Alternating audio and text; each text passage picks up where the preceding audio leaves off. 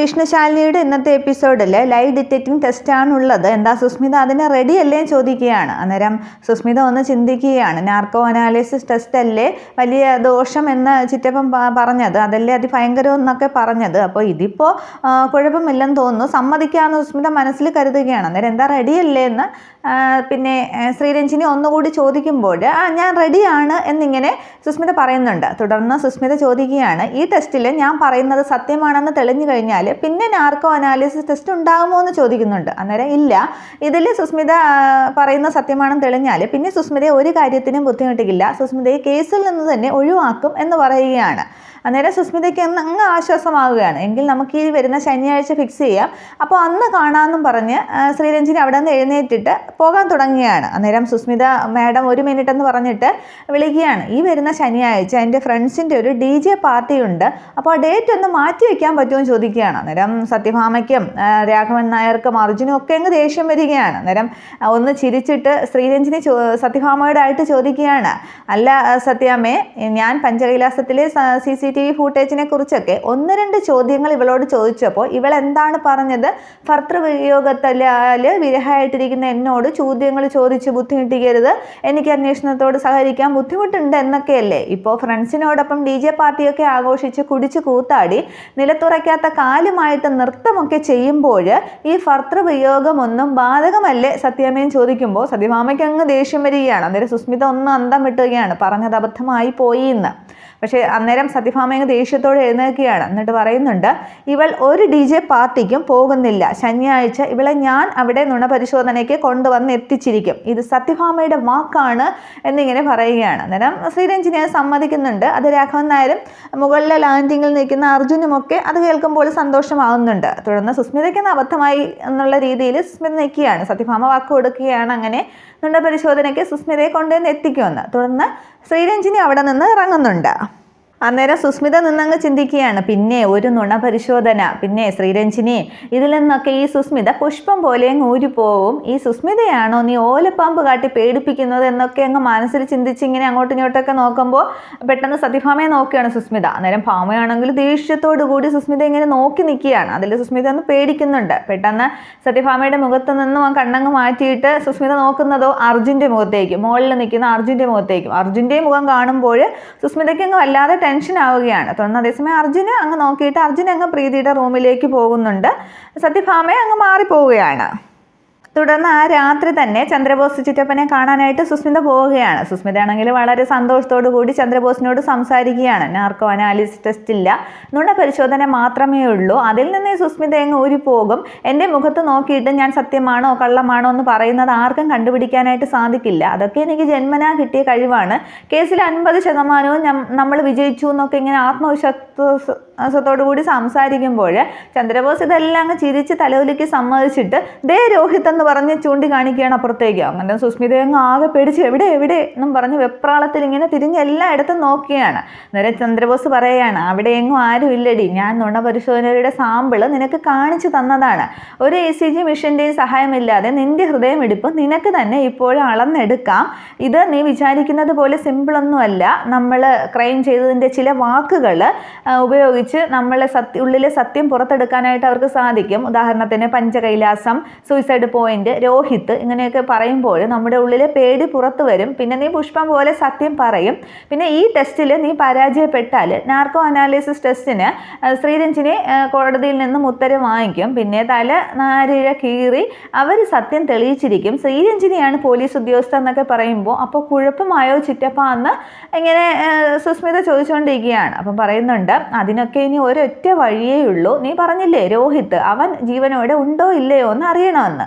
അന്നേരം സുസ്മിത പറയുന്നുണ്ട്, മരിച്ചു പോയവർ തിരിച്ചു വരുമോ ചിറ്റപ്പ? ചിറ്റപ്പൻ പറഞ്ഞു തിരിച്ചു വരുമെന്ന്, ഇനി അങ്ങനെ വരുമോ എന്നൊക്കെ ചോദിക്കുകയാണ്. അന്നേരം നീ ആളുകളുടെ മുമ്പിൽ വെച്ച് എന്നെ ചിറ്റപ്പ കൊച്ചച്ചാന്നൊന്നും വിളിക്കരുത്, ഞാൻ ഇവിടുത്തെ CAയും നീ കേസിലെ ഒരു കക്ഷിയും, അത്രയും മതി എന്ന് പറയുന്നുണ്ട്. അല്ലെങ്കിൽ ആ ശ്രീരഞ്ജിനി വരെ എന്നെ സംശയിക്കുമെന്ന് പറയുമ്പോൾ ഇനി ഞാൻ ശ്രദ്ധിച്ചോളാം ചിറ്റപ്പ എന്ന് ശ്രീരഞ്ജിനി പറയുന്നുണ്ട്.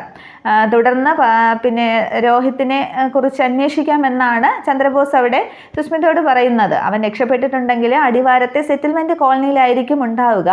അവനെ അവിടെ നിന്നും ഏതെങ്കിലും കുഴിയിൽ അവൻ ഒരിറ്റ് ജീവനുമായിട്ട് കിടപ്പുണ്ടെങ്കിലും അവനെ അവിടെ നിന്ന് തോണ്ടിയെടുത്ത് ഒന്നുകൂടി മരിപ്പിക്കാനായിട്ട് ബോധ്യമുള്ള കഴിയുന്ന ഒരു ആളിനെ പറ്റി ഞാൻ പറഞ്ഞു തരാം എന്ന് പറഞ്ഞിട്ട് ബുള്ളറ്റ് വിജയൻ എന്ന ഒരാളിനെ പറ്റി ചന്ദ്രബോസ് സുസ്മിതയോട് പറയുകയാണ്. അവൻ സിവിൽ പോലീസ് ഓഫീസറാണ്, പക്ഷേ മനസ്സിൽ മുഴുവൻ ക്രിമിനൽ ബുദ്ധിയാണ്.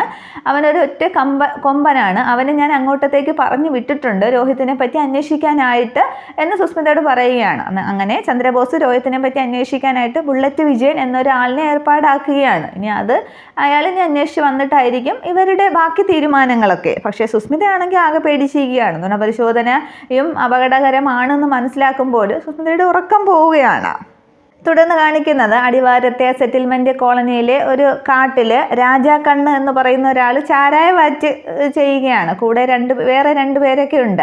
അന്നേരം അവിടേക്ക് ബുള്ളറ്റ് വിജയൻ ബുള്ളറ്റിലെത്തുകയാണ്. അന്നേരം ബുള്ളറ്റിൻ്റെ ശബ്ദം കേട്ടാൽ കൂടെയുള്ള ഒരാളോട് രാജാക്കണ്ണ് ആരാണെന്ന് നോക്കാൻ പറയുന്നുണ്ട്. തുടർന്ന് പോലീസാണെന്ന് വിളിച്ച് പറയുമ്പോൾ എല്ലാവരും അതൊക്കെ തട്ടി മാറ്റിയിട്ട് അങ്ങ് ഓടി ഒളിക്കുകയാണ്. തുടർന്ന് ഈ ബുള്ളറ്റ് വിജയൻ അവിടെ ചാരായ വാറ്റ് നടത്തുന്ന സ്ഥലത്തേക്ക് ഒരു കസേരയൊക്കെ ഉണ്ട്, അവിടേക്ക് വന്നിരിക്കുകയാണ്. അന്നേരം രാജാക്കണ്ണ് കാണുന്നുണ്ട് ബുള്ളറ്റ് വിജയനാണെന്ന്. അന്നേരം സാറാണോ എന്നും പറഞ്ഞ് ഓടി വരികയാണ്. അന്നേരം സാറെന്താ നാടിറങ്ങി വന്നത് എന്ന് ചോദിക്കുകയാണ്. എല്ലാവരും കാടിറങ്ങുന്നു എന്നാണ് പറയുന്നത്, പക്ഷേ സാറ് ബുള്ളറ്റിൽ വന്നാൽ നാടിറങ്ങുന്നു എന്നാണ് പറയുന്നത്. എന്താ കാര്യം എന്നൊക്കെ അന്വേഷിക്കുകയാണ്.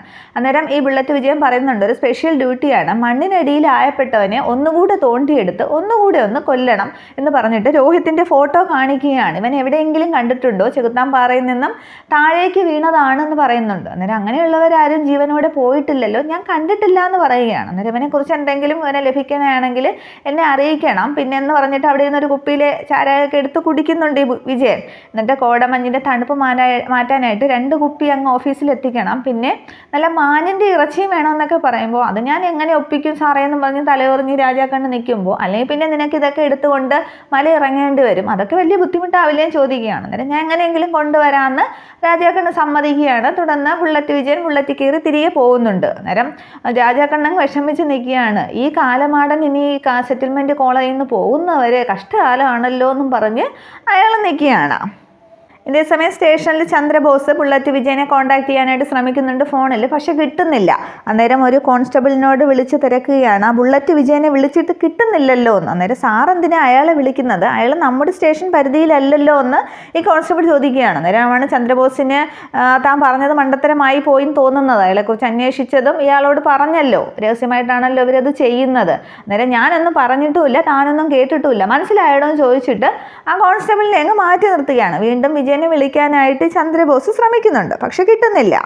ഇതേസമയം സുസ്മിത ആണെങ്കിൽ ആകെ ടെൻഷനിലാണ്. ചന്ദ്രബോസ് പറഞ്ഞ നുണ പരിശോധനയും ഒക്കെ അങ്ങ് ആലോചിച്ച് ടെൻഷൻ അടിക്കുന്ന സുസ്മിത ഇനി അതേ ഉള്ളൂ ഒരു വഴിയെന്നും പറഞ്ഞ് ഫോൺ എടുത്ത് ബാലചന്ദ്രനെ വിളിക്കുകയാണ്. അതേസമയം വണ്ടി ഓടിച്ചുകൊണ്ടിരിക്കുന്ന ബാലചന്ദ്രനാണെങ്കിൽ സുസ്മിതയുടെ ഫോൺ കണ്ടങ്ങ് സൈഡ് ഒതുക്കുകയാണ്. അന്നേരം ബാലേട്ടാന്ന് ഇങ്ങനെ സുസ്മിത നീട്ടി വിളിക്കുമ്പോൾ എന്താ സുസ്മിതയോ സുസ്മിതയല്ലേ എനിക്ക് എന്നോട് പിണക്കമല്ലേ, എന്തിനാ എന്നെ പിണക്കി മാറ്റി നിർത്തിയത് എന്നൊക്കെ ബാലചന്ദ്രൻ അങ്ങ് പരിഭവം പറയുകയാണ്. അന്നേരം അത് പിന്നെ അപ്പോഴത്തെ ദേഷ്യം കൊണ്ട് ഞാൻ പറഞ്ഞു പോയതാണെന്ന് സുസ്മിത പറയുന്നുണ്ട്. എന്നാലും ചന്തുവിൻ്റെയും ഉണ്ണിയാർച്ചയുടെയും ഒക്കെ കഥ പറഞ്ഞ് സുസ്മിതയല്ലേ എന്നെ മാറ്റി നിർത്തിയെന്ന് ചോദിക്കുമ്പോൾ അത് പിന്നെ ബാലേട്ടൻ റേസിൽ ജയിച്ചു വരുമെന്നും നമുക്ക് ഒരുമിച്ചൊരു ജീവിതം ഉണ്ടാകുമെന്നും ഒക്കെ മനക്കോട്ട കിട്ടിയിട്ട് ഒരു നിമിഷം കൊണ്ട് അതെല്ലാം അങ്ങ് തകർന്നു വീണപ്പോൾ ആ ഒരു ദേഷ്യത്തിൽ ഞാൻ പറഞ്ഞു പോയതാണ് എന്നിങ്ങനെ സുസ്മിത പറയുകയാണ്.